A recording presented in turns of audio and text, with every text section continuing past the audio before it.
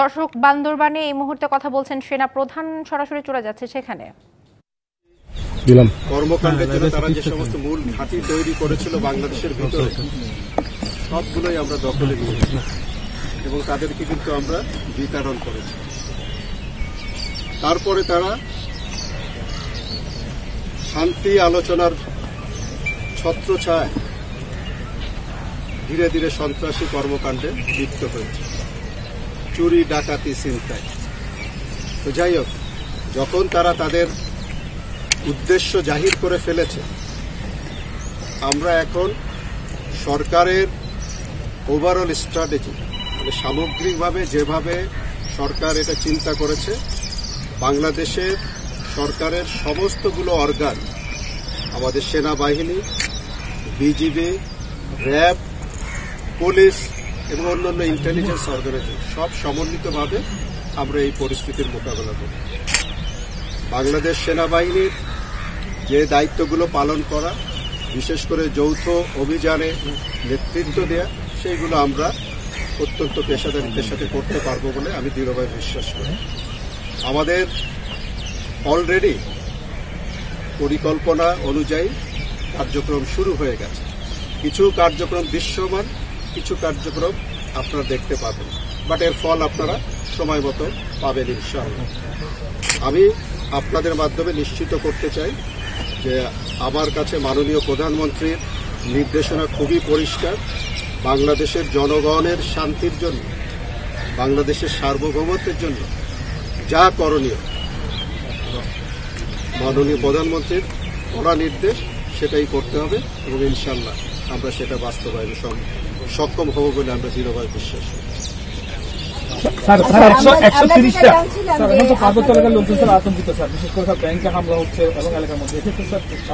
এই আতঙ্ক দূর করার জন্যই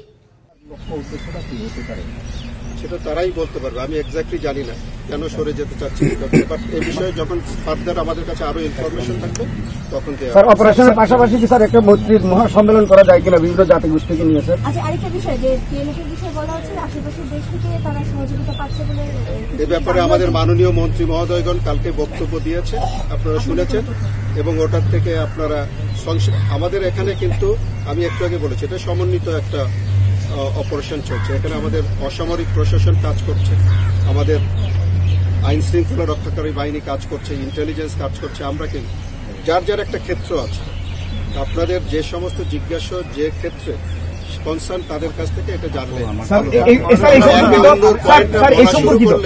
হয়তো একটা ভুল বোঝাবুঝির জায়গা। সমাবেশের কথা বলছিলাম স্যার, একটা সমাবেশের কথা বলছিলাম, সবাই মিলে একটা সম্প্রীতির সমাবেশ, যেটা আমাদের সামনে পয়লা বৈশাখ আছে, সেখানে মেসেজটা আসতে পারে স্যার। আমরা একটা বড় সমাবেশ তো করতে যাচ্ছি পয়লা বৈশাখে, সেখানে কোনো বার্তা আমার মনে হয় এই ব্যাপারে এবং অন্যান্য যারা আছে ওনাদের দায়িত্ব, ওনাদের সাথে সমন্বয় করে এটা যদি করা সম্ভব হয় ডেফিনেটলি করবে। আমি বলতে পারছি না যে একটা জেলা প্রশাসন কিভাবে তাদের এই ন্যাশনাল ইভেন্টগুলো কিভাবে বা বড় বড় ইভেন্টগুলো কিভাবে অর্গানাইজ করবে, সেটা ওনাদের বিষয়। স্যার, আমি এসেছি আমাদের এখানে সেনাবাহিনীর যে কর্মকাণ্ড সেইগুলো একটু পরিদর্শন করা এবং সেটার ব্যাপারে পাহাড় থেকে যে সেনাবাহিনীর যে 130টা ক্যাম্প সরাইয়ে ফেলা হয়েছে, বান্দরবন থেকে নেওয়া হয়েছে, এই সুযোগটা কি স্যার তারা গ্রহণ করছে কিনা? স্যার, সুযোগটা তো কিছুটা নিয়েছে, আমরা আবার যেসব জায়গায় কিছু কিছু গ্যাপ হয়ে গেছে কিছু কিছু জায়গায় ফিল আপ করছি। সেনাবাহিনী যখন পরিস্থিতি অশান্ত হয় তখনই সেনাবাহিনীর দরকার, শান্তির ভিতর সেনাবাহিনীর কি দরকার? যখন শান্তি থাকবে তখন তো অসামরিক পরিবেশ, অসামরিক প্রশাসন তারা সুন্দরভাবে দায়িত্ব পালন করবে। আইন প্রতিটা জায়গায় যা হচ্ছে তাই হবে। সেনাবাহিনী তো এইসব দৈনন্দিন কাজে তো সেনাবাহিনীর কাজ না। যদি অশান্ত হয় তখন, যখন শান্তি তখন তো আমাদের দরকার নেই। শান্তি ছিল আমাদের দরকার, যদি অশান্ত হয় তখন আমাদের দরকার। সেনাপ্রধান, আমি প্রথমে একটু জিজ্ঞাসা করি যে আপনারা যখন ট্রেনেতে অভিযান চলছে তখন আপনারা অনেক দূরে তাদেরকে ছেড়ে দেওয়া হয়েছিল, তাদের ক্যাম্পগুলো আপনারা দখল করছেন। পরবর্তীতে শান্তি চুক্তির মাধ্যমে তারা আবার প্লেন ফিল্ডে চলে এসেছে। এখন তারা যেহেতু অপারেশন চলছে, অভিযান চলছে, এখন আগে থেকে তাদের সক্ষমতা বৃদ্ধি পেয়েছে কিনা এবং অপারেশন করতে, অভিযান করতে যে ডিফিকাল্টিসগুলো কি কি আপনারা ফেস করতে পারেন, এই বিষয়টা নিয়ে যেহেতু আপনারা আলোচনা করেছেন, বিভিন্ন দফায় দফায় আলোচনা করেছেন। সেই বিষয়টি আপনার কনফিডেন্ট আসলে ডিফিকাল্টি আসলে কি ডিফিকাল্টিজ আমরা ফেস করছি এবং কিভাবে এটা আমরা ওভারকাম করব এগুলো আপনাদের সবার সাথে শেয়ার করে আমরা শুধুমাত্র তথ্য মানুষকে অপ্রয়োজনে জানিয়ে দিই। এটা আমাদের ভিতরে থাক, যেটা আমাদের কাছ থেকে আপনাদের প্রত্যাশা কি যে আমরা যাতে দায়িত্বটা সঠিকভাবে পালন করতে পারি। ইনশাল্লাহ সেটা আমরা পালন করবো, সেই কথা আপনাদের দিচ্ছি। সেই সক্ষমতা আমাদের আছে, ইনশাল্লাহ ওটা করবো।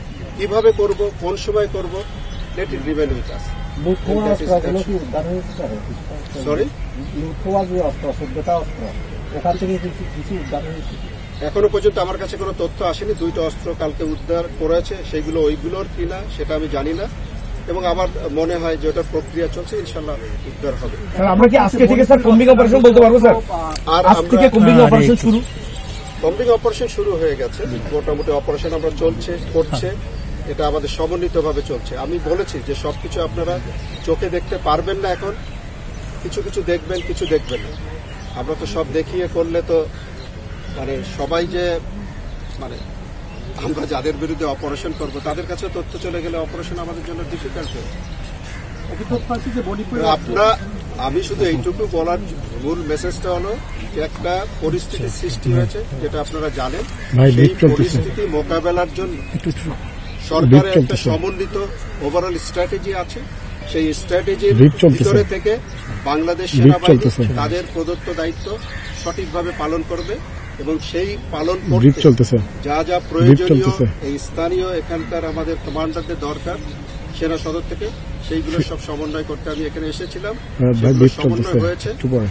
আর এর সাথে আমাদের যাদের সহযোগিতা আমরা একে করছি, BGB, RAB, police, answer, BDP, সবার সাথে আমাদের সমন্বয় রয়েছে এবং আমরা একসঙ্গে কাজ করছি, এবং অসামরিক প্রশাসনও এর সাথে আমরা গতভাবে একসাথে আমরা কাজ করছি।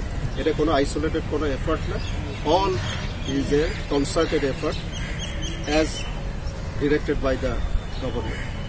Thank you.